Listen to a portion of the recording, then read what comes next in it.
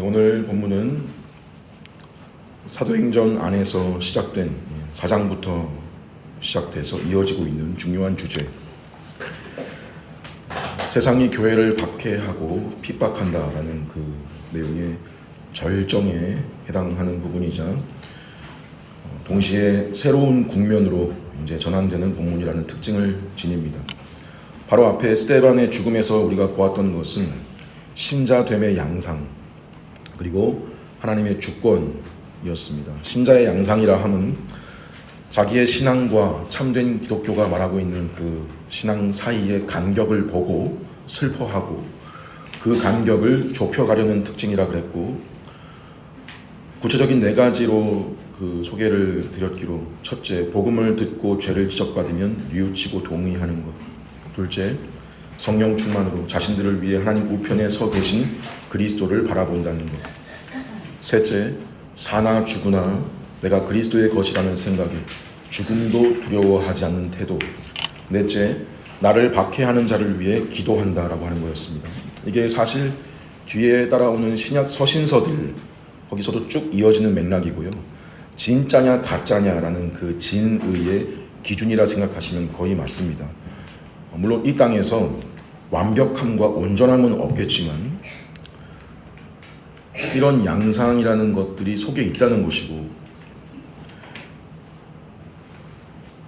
근데 교만해서 이런 걸 들으면 어떤 생각을 하기도 하냐면 고작 그거 만만치 않다는 걸 모른다는 거고, 진지하게 생각해 본 적이 없다는 거예요. 그 자기가 말하는 신앙과 기독교가 말하는 참된 신앙 사이의 그 간격을.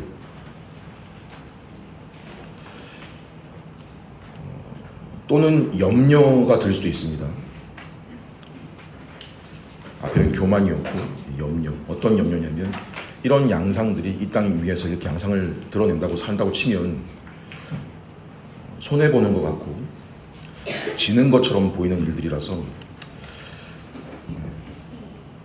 근데 결정적으로 교만을 떨 수도 없고 염려할 일이 아니라는 게 참된 신자에게는 뭐 때문이라고 했냐면, 하늘에 계신 예수님께서 하나님 우편 자리에서 일어나시는 일, 일어나셔서 서셔서 그들을 지지하시고 격려하시고 시인하시는 정도의 일이라고 그랬습니다. 자, 그리고 하나님의 주권이라 하면 이런 양상을 가진 자들을 하나님이 책임지신다는 겁니다. 문제는 그렇게 보이지 않는다는 게 문제입니다. 책임 안 지시는 것처럼 보여요. 펼쳐지는 실제 일어나는 일들을 보면 하나님의 주권이라고 생각이 잘 안 들어요. 원망이나 염려, 걱정 먼저 일어나지.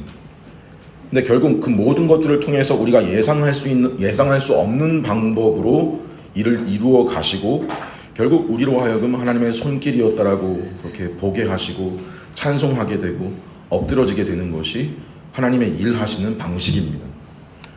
그게 하나님께서 이 땅에서 신자들을 이끄시면서 영광을 나타내시는 방식이고 하나님의 영광을 받으시는 겁니다.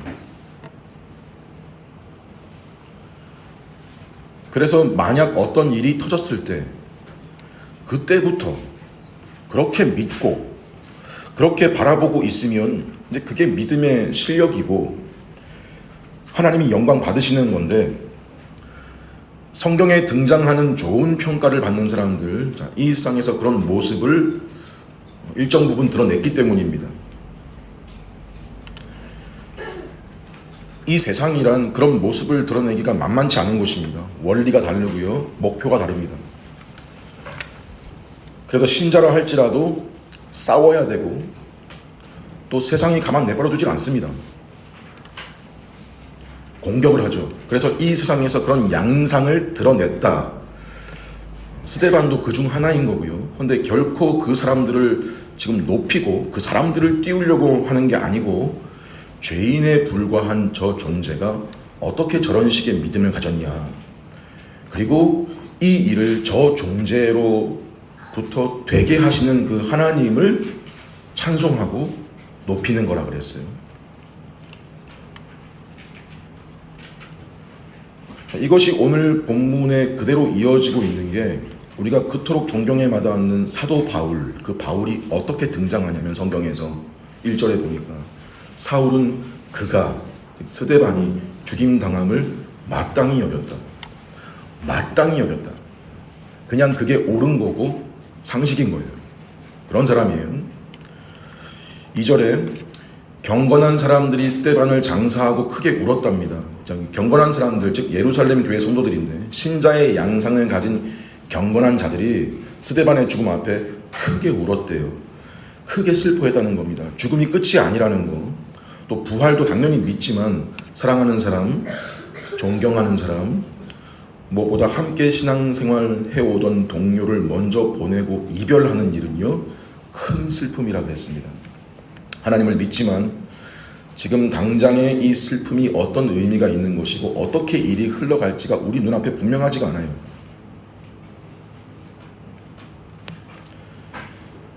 그래서 저와 여러분도 명심해야 됩니다. 하나님의 뜻이 이루어지는 중에 그분은 그 과정 중에 우리에게 고통과 슬픔이 없을 거라고 약속하지 않으셨습니다. 이게 사도행전 4장부터 구체적으로 나타났고요. 지금 우리의 현실에 있어서도 받아들이고 있어야 하는 점입니다. 정말로 고난과 슬픔이 가득한 인생입니다. 세상이요. 본문의 상황이 더 심각해진 현실은요. 스데반의 죽음이 도화선이 되어서 이 기회에 예수 운동을 아예 뿌리 뽑아버리자. 여기 나오기를 대박해라고 나와 있어요. 여기 대라고 하는 말은 헬라어로 보면 메가스입니다. 메가스. 영어로 하면 메가. 영어 성경에는 보통 great라고 표현을 해놨는데요. 거대한, 엄청난으로 거대한 박해. 3절에 사울이 교회를 잔멸할세. 여기 잔멸했다라는 말은 사람이 잡은 야생 짐승의 사체를 갈기갈기 찢는 그런 표현에서 기원한 말입니다. 자, 이건 지금 누가의 표현인 거고요. 이에 대해서 바울이 직접 회상해서 표현한 데가 갈라디아서 1장 13절 말씀에 이렇게 표현했습니다. 내가 이전에 유대교회에 있을 때 행한 일을 너희가 들었거니와 하나님의 교회를 심히 박해하여 멸하고. 여기 멸하고라는 건 군사 용어인데요. 한 성읍을 군대가 포위해서 그 성읍 전체를 폭격했다는 말입니다. 또 본문 3절 끝에 보면 각 집에 들어가 남녀를 끌어다가 옥에 넘겼다 그랬는데 이 옥에 넘겼다는 말 안에는 고문이라는 거, 죽음까지도 포함되어 있는 말입니다. 각 집에 들어가 되어 있죠. 당시 교회의 예배와 모임이 대개 성도들의 집에서 이루어졌기 때문에 각 집에 들어갔다라는 거는 그 교회를 쳐들어가서 끄집어냈다는 거예요. 또 남녀라는 표현은 이 공동체를 이 예수 운동을 잔멸시킬 때 여성들을 잡아놓지 않으면 이 운동을 멈출 수 없다 판단할 정도로 여성들의 비중과 중요성이 매우 컸다는 거예요.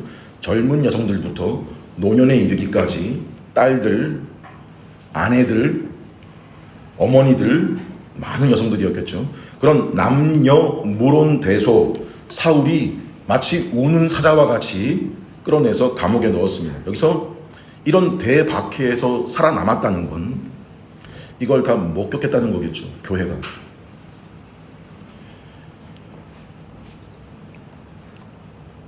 사울은 스데반 죽이는 일을 지휘 감독하여 그 죽음을 당연시했던 자고 더 나아가서 그들을 이토록 공격했던 자입니다. 한마디로 예수 믿는 자들을 짓밟고 질식시켜서 뿌리를 뽑는다인데 정작 결과는 뭐인 거냐면 기독교가 더 퍼져나갔다는 겁니다. 100배, 60배, 30배 이렇게 퍼져나간 거예요. 기독교가. 사람의 계산은 짓밟고 잔멸시켜버리면 사라질 거다. 어쩌겠냐인데 하나님의 계획은요. 이 계기로 더 퍼져나가게 한다입니다. 근데 결과적으로 이게 퍼져나갔다라고 말은 할 수 있겠지만 현실에서 뭐인 거냐면요. 그 사람들이 흩어진 거예요. 그래서 1절 끝에 뭐라고 나오냐면 흩어졌다 나오죠. 이 말은 헬라어 문법상 수동태고 70인역으로 이제 구약을 보면 같은 표현이 신명기 30장 3절 4절 말씀에 이런 말씀이 있어요. 네 하나님 여호와께서 흩으신 그 모든 백성 중에서 너를 모으시리니. 쫓겨간 자들이 하늘가에 있을지라도 거기서 너를 모으고 이끄실 것이다. 자, 뭐라고 나오냐면 흩으심의 주체가 하나님으로 나옵니다. 근데 말은 흩어졌다 이지만 이 말을 자 현실에서 그렇게 흩어진 당사자들의 말로 바꿔보면 이 사람들은 이 일이 어떤 결과를 가져오게 될지 정확히 모르는 거예요. 지금 고통받고 박해받고 있는 게 현실인 거예요. 당장 눈앞에 위협과 고통이 있고 그걸 피해야 되는 게 현실이죠. 결국 뭐냐면 흩어졌다고 하는 건 박해를 피해서 피신했다이고 좀 노골적으로 말하면 도망쳤다예요.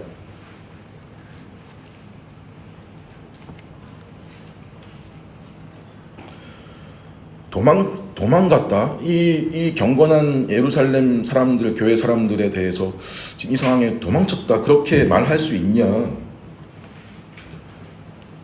그럴진 몰라도 솔직해집시다. 솔직히 봅시다. 우리가 성경 볼 때 자간 사이를 읽기 이런 말이 있거든요. 자간 사이를 읽는다. 줄과 줄 사이를 읽는다. 그 사이를 무시하지 않아야 할 때가 많습니다. 성경을 그냥 읽어 내려가면 놓치는 경우가 많지만 사실 이 사람들 우리와 성경 같은 사람들이에요. 스데반이 돌에 맞아 죽었다고 다 돌에 맞아 죽을 수 있는 상황도 아니고요. 그런 실력도 아니에요. 흩어졌다는 건 분명 박해를 피해갔다는 겁니다. 그렇다고 이게 스데반은 맞서 죽었는데 니들은 도망쳤냐 이런 게 아니고요. 주님이 예전에 제자들에게 뭐라고 말씀하신 게 있냐면 장차 사람들이 너희를 공회에 넘겨주겠고 그들의 회당에서 채찍질하리라. 또 너희가 내 이름으로 말미암아 모든 사람에게 미움을 받을 것이나 끝까지 견디는 자는 구원을 얻으리라. 이 동네에서 너희를 박해하거든 저 동네로 피하라. 그렇죠? 마태복음 10장의 선교 강화에서 하신 말씀인데 여러분 우리의 신앙생활에 터전이 위협을 받고 생명의 위협을 받으면 우리는 할 수 있는 대로 또 뭘 해야 되냐면요. 달아나야 돼요. 피신해야 됩니다. 이 예배실 공간, 건물 지키는 게 교회 지키는 게 아니에요. 교회는 건물이 아니니까요. 다른 곳에 가서 우리의 신앙을 이어가야 돼요. 할 수 있으면. 정말 최후의 순간, 달아날 수 없는 맞닥뜨리는 순간, 그때는 죽으면 죽으리다 이겠지만 그 전까지 할 수 있는 대로 가족들 챙기고 어떻게든 살려고 해야 돼요. 생명 유지하려고 해야 돼요. 이게 말하자면 성경의 자간 읽기인데 오늘 본문은 보면 그냥 굵직굵직하게 대략적으로 큰 흐름만 말하고 있지만 지금 이 흩어지는 현실은요, 그냥 이 사람들이 기계적으로 무슨 로봇 마냥 착착 명령 따라 흩어진 게 아니고 이 현실은요, 두려움과 갈등과 불안과 여러 어려움의 복합적인 인생의 현실 속에서 일어난 일이라는 걸 생각을 해야 됩니다. 자, 왜 이걸 이런 식으로 이렇게 배경 설명을 드리냐면 이걸 놓치면요, 계속 어디로 흘러가냐면 이 사람들 참 대단하다.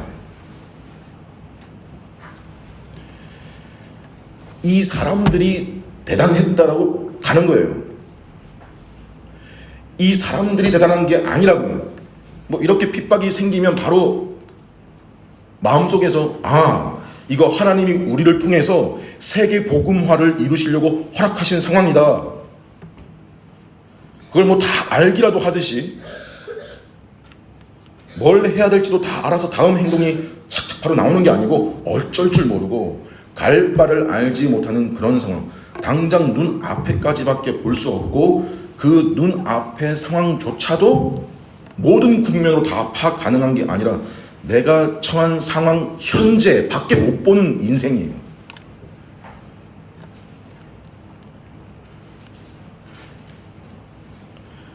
우리는 지금 내 눈 앞에 일어난 닥친 일이 그게 어떤 의미를 지닌 건지 어떤 미래를 불러올 일인지 어떤 목적하에 이루어지고 있는 일인지 이런 거에 아무 정보가 없어요.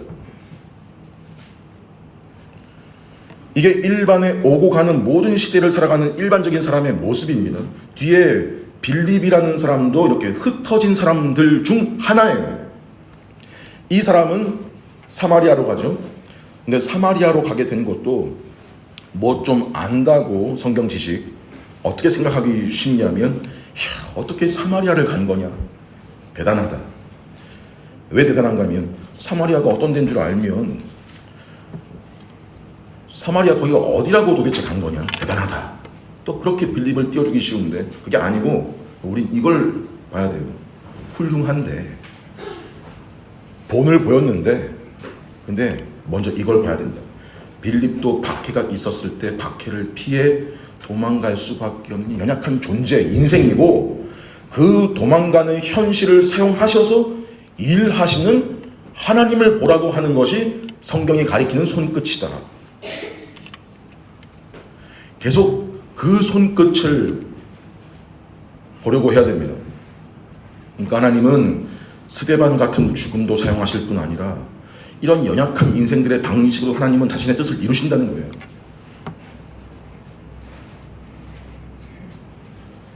물론 빌립은 성령 충만한 사람이었습니다. 예루살렘 교회 성도들도 경건한 사람들이었습니다. 하지만 그 말이 이 사람들이 무슨 두려움 1도 없고 완벽한 인간들이었다고 하면 안 됩니다. 그래서 박해가 있을 때 나는 그냥 여기 남아서 숨어 지내면서 남아서 이곳을 지키겠다라고 하는 사람도 떠나 피신하는 사람에 대해서 믿음 없음이라고 함부로 말하면 안 되고요. 피신하는 사람들도 남아있는 사람한테 니들만 잘났냐 그럴 게 아니에요. 예루살렘 교회도 지금 보면 사도들은 남았잖아요. 벌써 뭐냐면 사도들도 조차도 뭐냐면 다 스데반 같은 건 아니라는 거예요.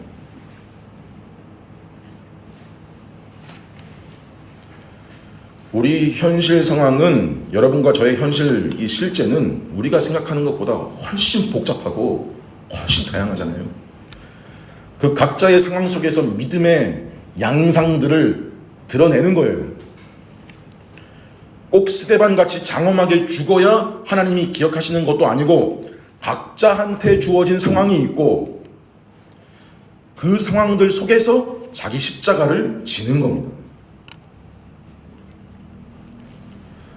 자, 이걸 듣고 그렇다고 나는 스데반처럼 순교하지 않아도 되는 거구나. 다행이다. 안심이다. 이 말이 아니라 드러내는 양상의 뿌리가 같으면 같은 상황이 주어지면 우리도 스데반처럼 할 거라는 건 변함이 없어요. 그 가능성은.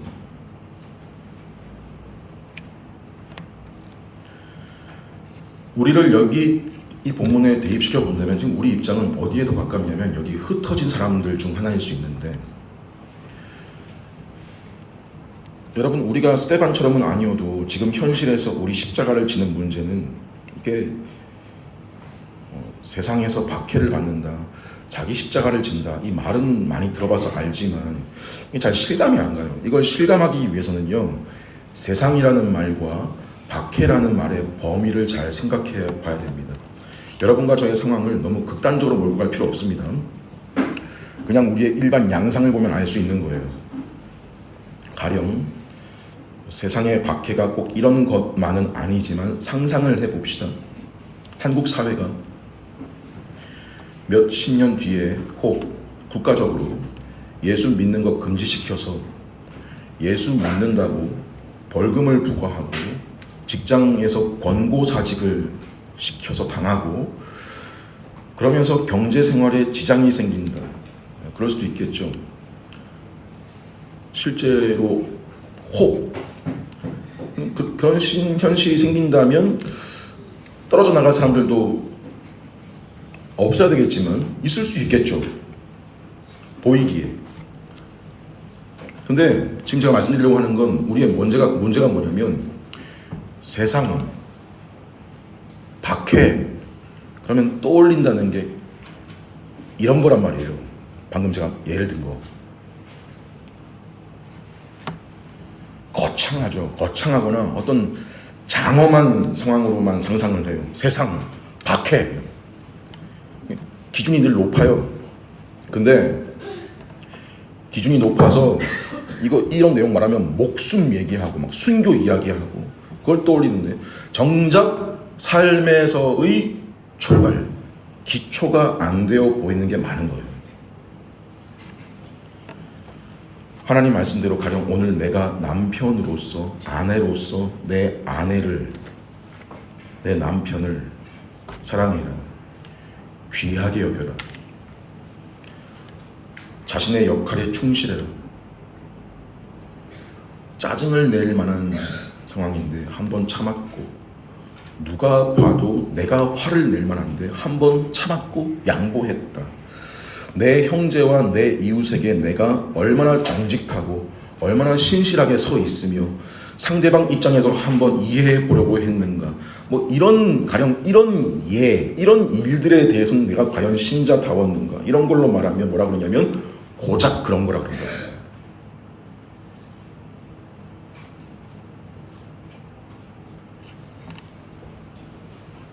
고작이 아니라고요. 이 싸움이 이게 우리의 피부에 와닿고 있는 현실이고 이 싸움이 바로 기초고 결국 전부인 양상이라고 우리 인생이. 스데반 같은 상황은 올까 말까고 우리 양상은 그런 것들인 거라고요. 주님 때문에 내 속에 있는 말씀 때문에 주님의 이름 때문에 이렇게 해보는 사는 사람이 결국 나중에는 퇴사하니 손해를 무릅쓰기도 하는 거고요. 순교라는 것도 하고 그러는 거라고요.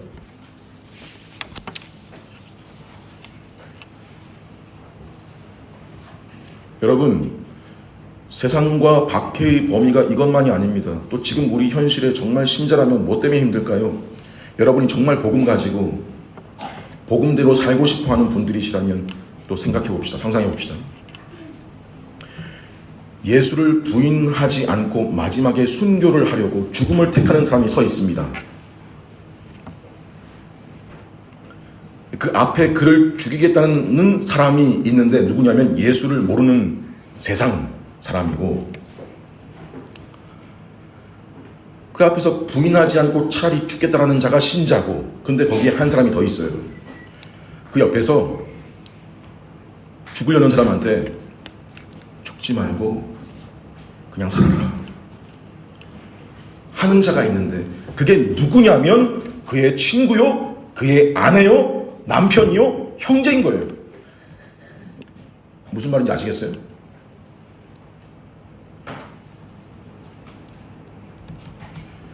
여보, 그냥 부인하고 넘어갑시다.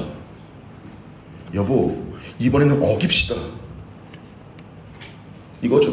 여러분이 하나님 말씀 순종하려고 하는데 그 길을 가로막는 사람이 내 부모요, 내 자식이요, 내 옆에 있는 사람인 거예요.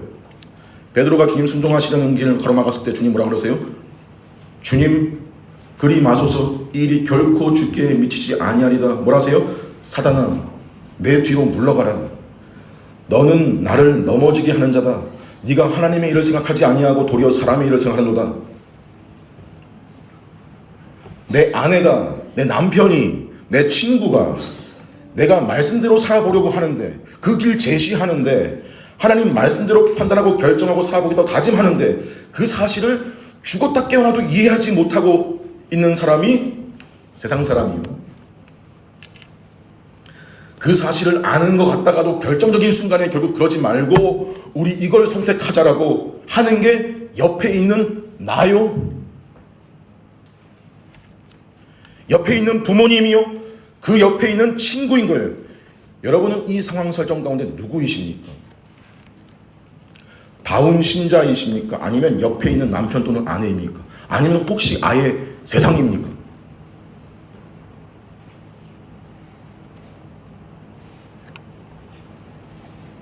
그래서 신앙생활이 박해고 어려운 이유 중 하나도 뭐냐면 실상에서 하나님 사람으로 사는 일에 편을 들어주질 않아요.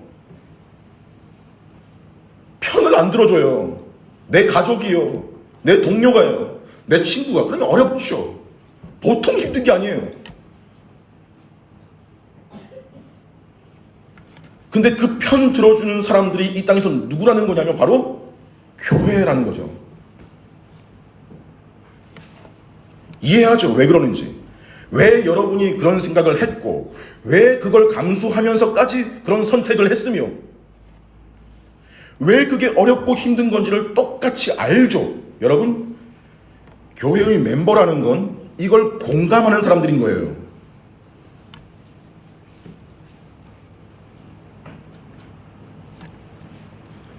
이게 박해고 정말 핍박이라는 걸 다 같이 공감하는 사람들이, 같은 경험 가진 사람들인 거예요.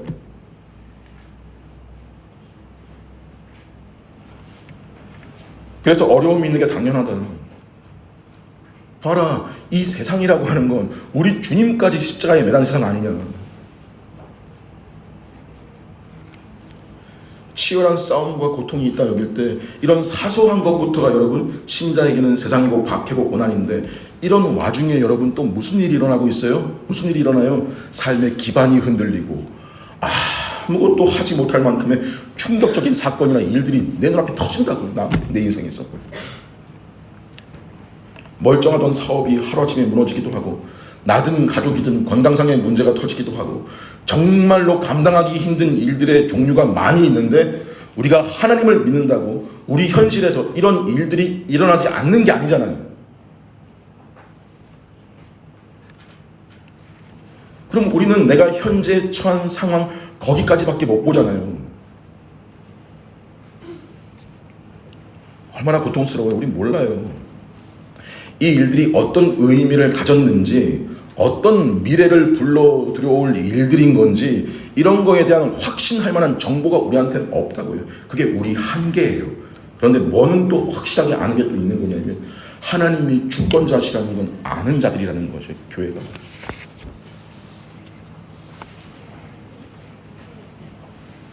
그래서 4절 맨 앞에 보시면 그 흩어진 사람들이 또 등장하죠. 뭐예요? 스데반 같은 사람만 쓰시는 게 아니고,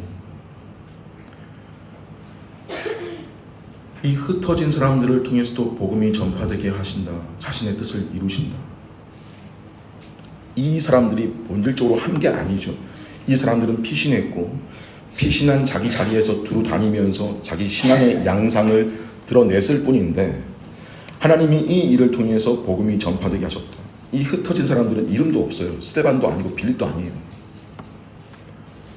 그러니까 이름 없는 무명인 수많은 성도들을 통해서 복음의 말씀이 전파가 이루어지게 하시는, 그렇죠?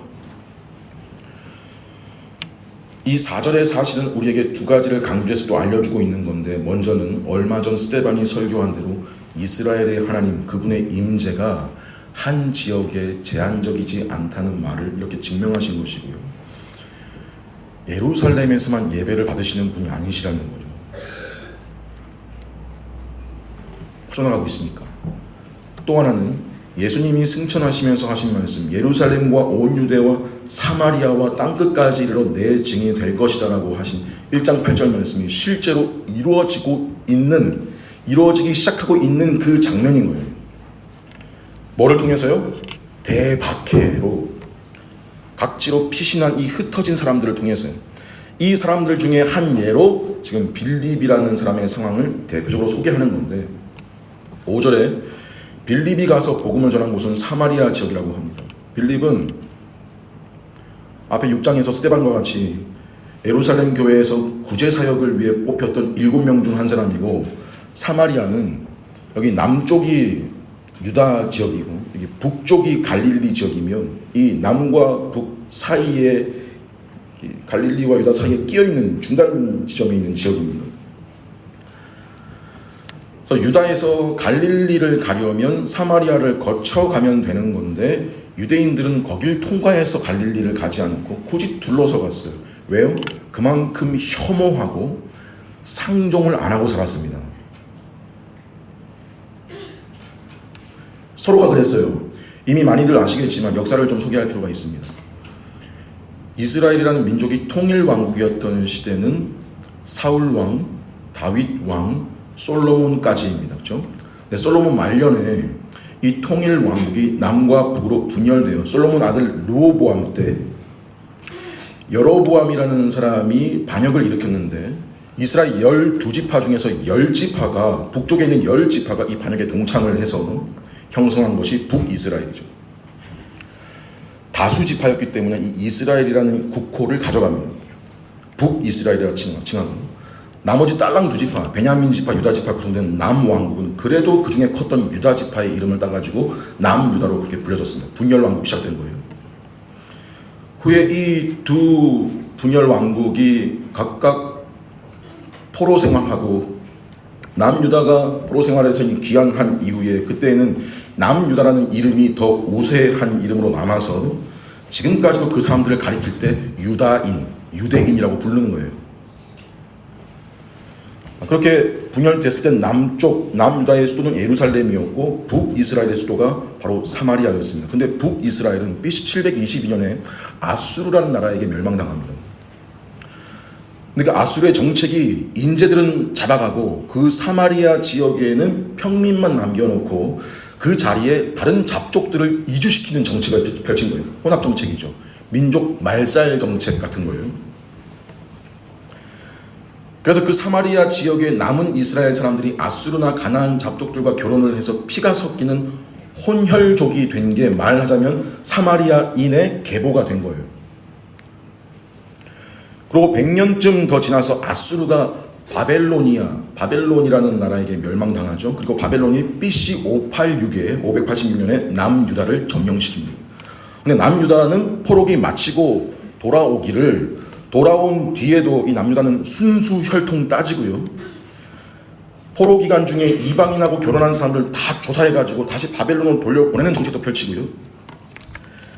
그러면서 성전도 재건하는데, 근데 그때 이 사마리아 사람들이 우리도 당신들의 성전 재건 사업에 참여하게 해달라 했을 때 거절하죠. 속된 말로 어디 부정한 것들이 거룩한 성전에 숟가락을 얹냐 그러면 거절하니까 어때요? 골이 나죠. 성전 재건하는 일 방해도 하고 그러면서 더 골이 깊어지고, 그러다가 이 사마리아 사람들은 BC 432년에 당시 알렉산더의 허락을 받아서 자기들 그리심산에다가 경쟁적으로 성전을 따로 건축하는 거예요. 요한복음 4장에 보면 예수님이 사마리아 지나실 때 만난 사마리아 여인이 예수님께 묻기를, 우리 조상들은 이 산에서 예배하였는데 당신들의 말은 예배를 예루살렘에서만 해야 한다고 합디다 했던 바로 그게 이 그리심산을 가리키는 거예요. 예수님 뭐라고 말씀하셨어요? 이 산에서도 말고 예루살렘에서도 말고 너희가 아버지께 참되게 영과 진리로 예배할 때가 이르리라 하신 적이 있죠. 아무튼 이렇게 성전까지 따로 짓고는 유대인과 사마리아인 사이의 갈등이 최고조로 달합니다. 유대인들은 사마리아인을 혼합주의자라고 또는 이단자들이 개처럼 여겼어요. 정말로. 원래 다 같은 이스라엘 민족이었고 사마리아인들 결국 조상이 아브라함이고 모세고 다윗인데 그들도 모세가 말한 그 선지자를 메시아를 기다리는 족속들인데 그런 취급을 당했어요. 서로 저주하고 이방인 취급했습니다. 예수님도 활동하실 때 공생의 때 통념을 따르셨던 게 누가복음 17장에 보니까 나병 환자 10명 고쳐주신 다음에 그 10명 중에 한 사람이 예수님께 돌아와서 발 앞에 엎드리는데 사마리아인이었어요. 예수님 뭐라 하세요? 나머지 9은 어디 있냐? 이 이방인 외에는 하나님께 영광 돌리러 온 자가 없냐 하시죠. 또 누가복음 9장 보면 예수님이 사마리아의 한 마을에 들어가실 때 사마리아 사람들이 예수님을 영접하지 않자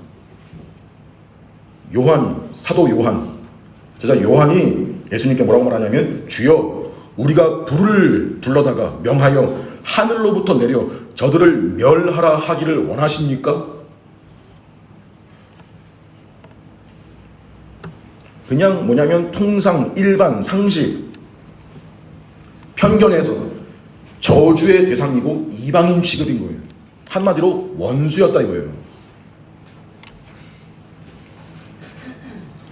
여러분, 이렇게 배경을 좀 자세하게 설명드리는 이유가 뭐겠어요? 바로 빌립이 지금 박해를 피해갔다는 곳이 사마리아라는 게 이게 보통 일이 아니라는 걸 강조드리기 위함입니다. 빌립이 뭘 했대요? 5절에 그리스도를 전했대요. 예수가 그리스도이시고 너희들도 기다리던 그 메시아이시고 구원자이시다라고 전했겠죠. 이 세상에서 할 수 있는 일 중에 가장 착한 일이죠. 예수를 전한다. 근데 가장 좋은 것을 원수에게 주고 있죠. 빌립이 전하는 그 메시지를 주님이 기뻐하시다라는 증거로, 하나님이 무수한 증거로 그 메시지를 확증해 주시는 것이 어떻게 해요? 더러운 귀신들이 떠나가고 또 많은 중풍병자와 못 걷는 사람이 낫는 일들이 일어납니다. 성경이 아직 완성되기 이전 시대의 신약시대이긴 하지만 정경 완성 이전에 선포된 메시지의 진정성을 확인시키는 표적으로서 일어난 일들이죠. 이런 상황도 보면 특징이 항상 들음이 먼저고 보는 게 뒤따라오는 나중인 거예요. 표적으로 사람들의 이목을 끈 다음에 복음을 들려주는 게 아니고 그리스도를 전하는 말씀, 그게 우선이고 표적은 그 말씀을 증명하고 지지하는 역할로 허락되고 있는 거예요. 그때 사마리아 사람들이 어떻게 했다고 나오냐. 6절 끝에 보니까 한 마음으로 그가 하는 말을 따랐고 8절에 그 성에 큰 기쁨이 있더라. 한 마음으로 그가 하는 말을 따랐다라고 하는 건 이 사람들이 뭘 했다는 걸 암시하고 있는 표현인 거냐면, 형제들아 우리가 어찌할꼬, 너희가 회개하여 각각 예수 그리스도의 이름으로 침례를 받고 죄 사함을 받으라. 예루살렘 교회, 예루살렘 지역에 회심이 일어났을 때 그때 일어났던 일, 이 일이 여기서도 일어났다는 걸 암시하는 거고요. 그리고 큰 기쁨이 있더라. 큰 기쁨이라는 말은 그 죄 사함으로 인한 결과를 말하는 거예요. 구원의 기쁨이 크다, 많다. 맨 앞에서는 큰 박해로 시작했는데 이 사마리아 성에 큰 기쁨이 일어났습니다. 자, 이런 내용들이 요약적이지만 보여주는 건 한마디로 이런 사마리아에 예루살렘에서 일어났던 일이 똑같이 일어났다는 걸 말하는 거예요. 뭐가 없이? 차별 없이.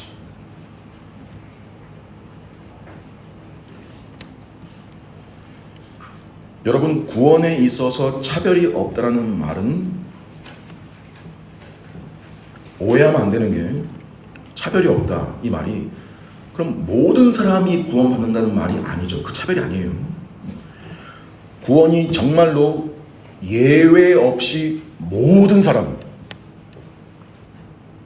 그런 구원은 있을 수 없어요. 만인 구원 아닙니다. 모든 사람이 구원을 받아요? 아니요. 우리 주변만 봐도 지금 우리 이 시대에 21세기에 이 한국 땅에 지금 우리 주변만 봐도 세상에는 분명히 복음을 거부하고 진리를 반대하는 양상들이 많지요.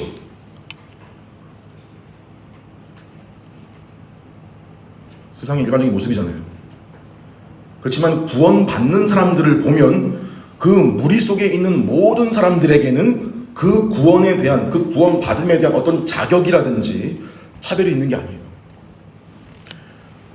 복음을 받아들이고 구원을 받는 사람들의 면면을 보면 정말 뭐예요? 차별이 없는 누구나예요. 즉 예외 없이 누구나가 아니고 차별 없는 누구나, 헬라인이든지 유대인이든지 구스인이든지 이방인이든지 차별이 없어요. 자격이 돼서 받는 구원도 아니고 차별할 만한 어떤 조건이 있어서 준 게 아니라고요. 그 사람한테 애초에.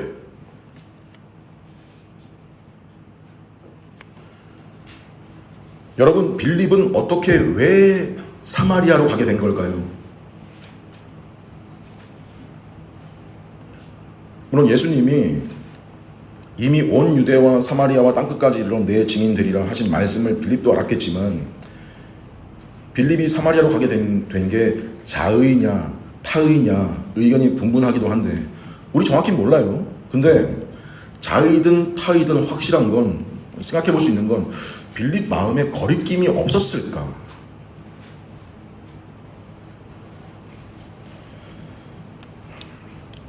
한 가지 흥미로운 건 좀 뒤에 빌립이 여기 사마리아 사역 마치고 그 다음 지역으로 이동할 때는 어디로 갈지 26절에 보면 주의 사자가 빌립에게 나타나서 갈 곳을 지시하세요. 성령께서 강하게 인도하시고 알려주다라는 말인데, 정작 여기 맨 처음 흩어졌을 때 사마리아에 간 거에 대해서는 그런 정보가 안 나와요. 안 적어놨어요. 여러분, 헬라파이긴 하지만 유대인 빌립이 사마리아를 가는 것과 비슷한 느낌을 주는 내용이 구약에 누가 있냐면 요나라고 하는 선지자가 있습니다.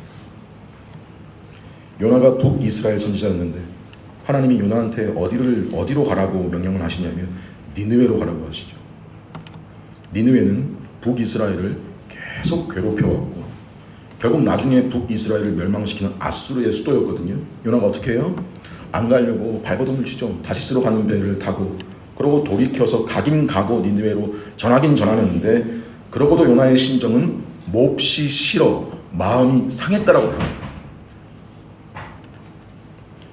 자, 이게 어떻게 보면 사람 본성상 정상이에요. 죄인의 본성의 정상. 당연한 거고.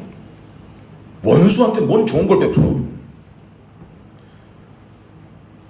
나한테 와서 달라고 빌어도 줄까 말까 한 판국에 뭘 그걸 또 찾아가서까지. 응?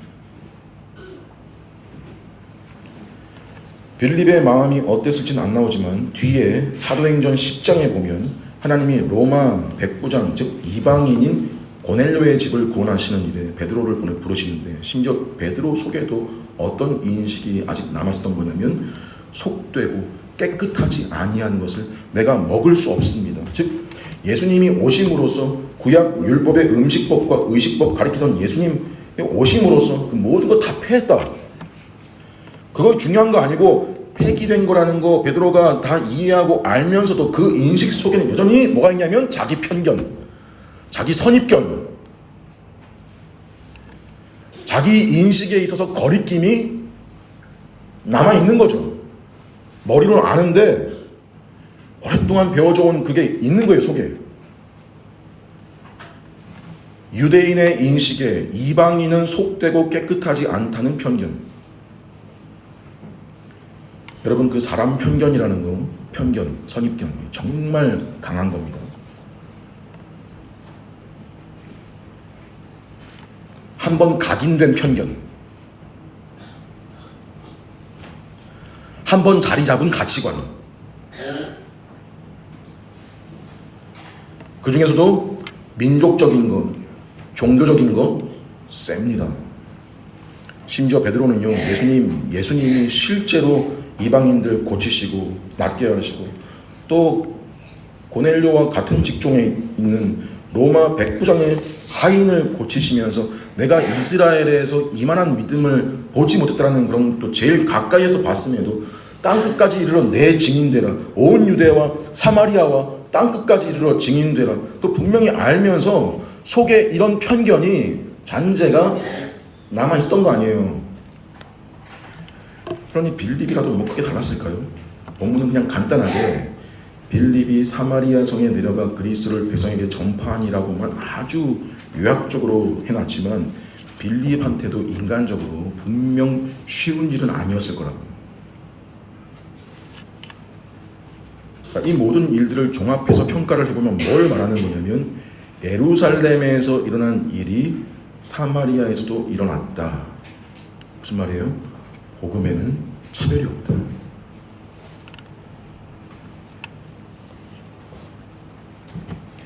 그리스도의 복음이,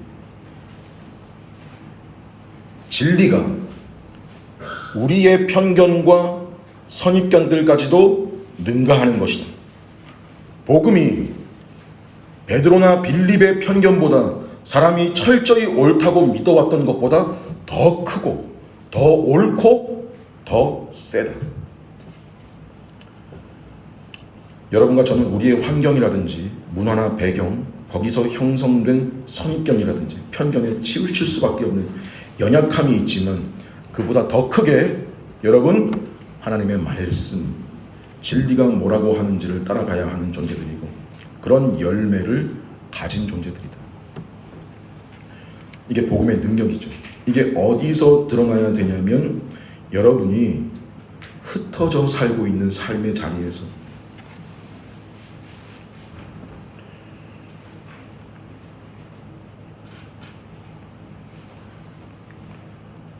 거기에 원수가 너무 많잖아요.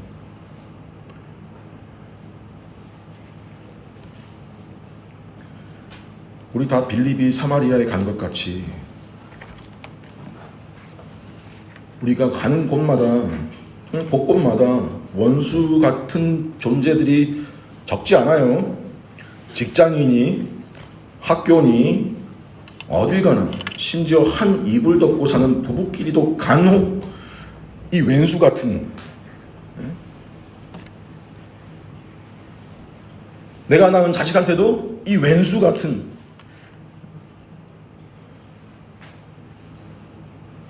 이런 말이 나오는 판국에, 그래서 여러분과 제가 이걸 어디서부터 어떻게 실현해야 되겠어요?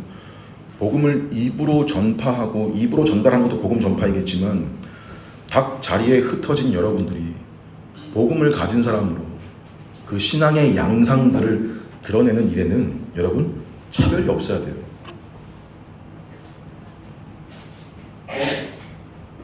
물론 인간적으로 가깝고 더 친하고 이런 거는 무시할 수 없는 거지만 신앙인으로서에 대한 그런 정직함과 신실함과 온유함과 신앙인다움에 있어서는 차별이 없어야 돼요.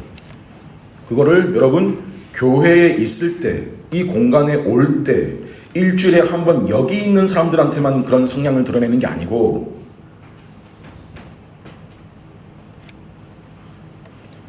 신자된 양상을 어디서든 여러분 만나는 누구에게든 드러내셔야 합니다. 작게는 여러분이 일주일 중에 몇 번 방문하시는 식당에 서빙하는 분들한테도, 여러분이 들르시는 편의점 알바하는 직원한테도 하는 거 봐도 좀 각은 나오는 거예요.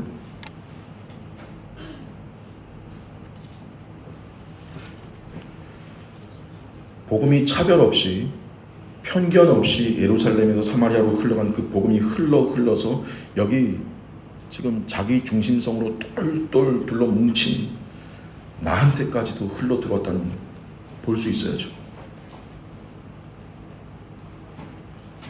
이걸 본다는 건 극단적인 큰 상황이 아니라 매우 사소한 실제적인 일에서 드러나는 일이라는 걸 명심하십시오. 신자의 양상이란 선택적인 게 아니고 열매로 드러나는 겁니다. 그래서 신자들은 특히 이거 하지 않으려고 해야 됩니다. 강장한테는 약하고 약자한테는 강한 거, 나한테 잘해주는 사람한테는 잘하고 나한테 별로인 사람한테는 나도 똑같이 갚아주는 거, 그건 무슨 칭찬이 있는 거냐? 세상하고 뭐가 다른 거냐? 뭐 저런 인간들한테까지 내가 복음의 양상을 드러낼 필요가 있을까라고 생각하는 게 있다면 아마 그 생각 속에 하나님이 말씀하실 겁니다. 너도 나한테 그런 인간이었다.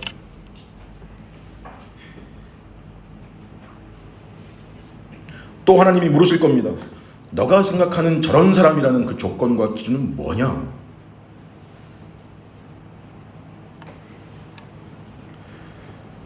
그걸 가리켜 성경은 전문 용어로 외모라고 하는데, 외모로 사람을 판단하지 말라는 말이 단순 겉모습만 말하는 게 아니라요. 그 사람이 지니고 있는 어떤 것에 대한 나의 모든 편견과 모든 선입견의 이유들을 다 포괄하고 있는 말이에요. 외모. 그럼 우리더러 왜 사람에 대해서 외모로 판단하지 말라고 명령하는 거냐? 로마서 2장 11절 말씀에 하나님이 외모로 사람을 취하지 아니하시기 때문에.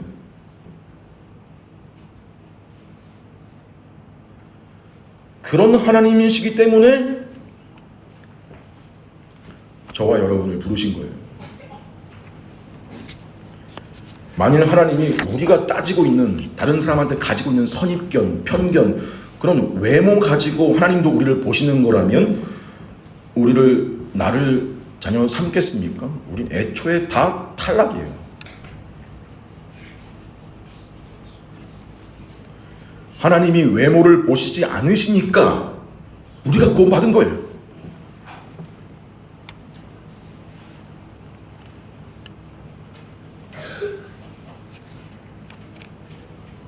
여러분, 이걸 안다는 건 말로만 입으로만 증명되는 게 아니고 양상, 드러남으로 증명되는 겁니다. 지금 하나님이 뭘로 이걸 보여주신 거냐면요, 복음이 유대와 사마리아와 모든 땅으로 흩어지게 하신 것으로 보여주신 거예요. 예루살렘만의 것이 아니다.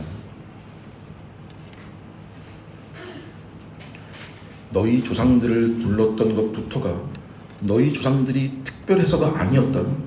너희 조상이 갈대아에서 우상 숭배하고 있을 때 그를 택하여 내가 불렀다. 나의 임재는 한 지역에 머물러 있는 것이 아니다.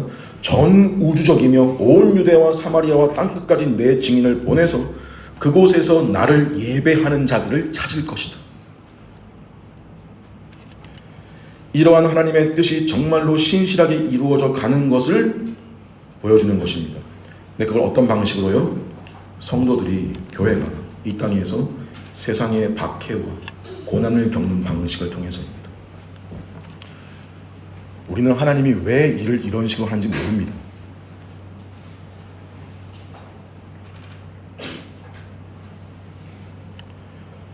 그냥 처음부터 편하게 가게 하시지. 물어보는 거예요. 왜 이렇게 힘들게 가게 하시는 거예요? 왜 신자들의 삶은 그래야만 하는 거예요? 왜 내 뜻대로 이렇게 안 되는 걸 실감하게 하시는 길을 걷게 하시는 거예요?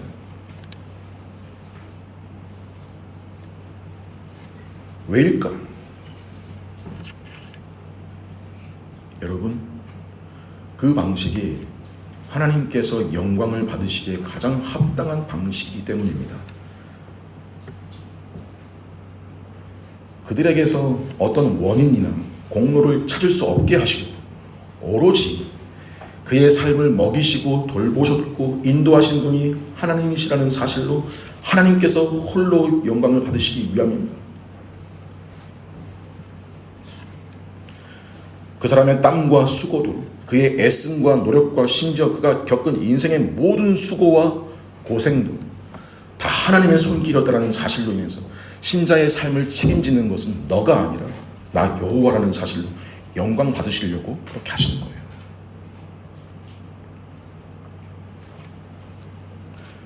우린 자주 죄의 영향으로 인해서 하나님처럼 되고자 하는 망상을 가지고 내 입으로는 절대 그럴 리가 없죠. 내가 어떻게 하나님처럼 한다고 생각할 거 아니에요, 나는. 근데 하는 걸 보면 내가 하나님인 거예요. 내가 내 삶의 주인이라는 식으로 내 인생을 내가 끌고 간다고 여길 때가 많지만 그런 시간 우리에게는 고난으로 보이는 결과로 주어지는 거예요. 되게 하나님께서는 우리가 온전히 하나님을 신뢰하고 하나님의 의를 의지하게 하시려고 그렇게 하십니다. 내 예상대로 그 삶이 되지 않을 때, 내 기대처럼 하나님께서 뭔가를 이루시려고 보여주지 않으시면 우리는 실망하고 좌절하고 고통스러워합니다. 그래서 어째서, 왜, 얼마나 더 오래 하나님께 이걸 묻죠. 고난이라는 상황은 하나님께서 우리를 빚어가시기 위해서 일하시는 상황입니다.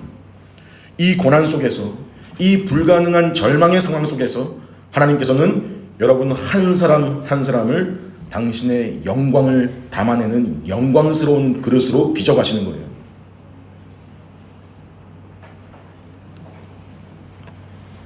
동시에 그 방식으로 하나님은 하나님 나라를 세워가시는 겁니다. 이 기가 막힌 하나님의 방법을 하나님의 자녀들은 세월이 흐르면서 깨달아 아는 겁니다.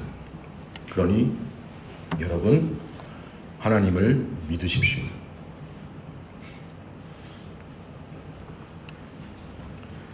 하나님을 의지하고 그분의 말씀과 그분의 성실을 먹을거리로 삼으십시오.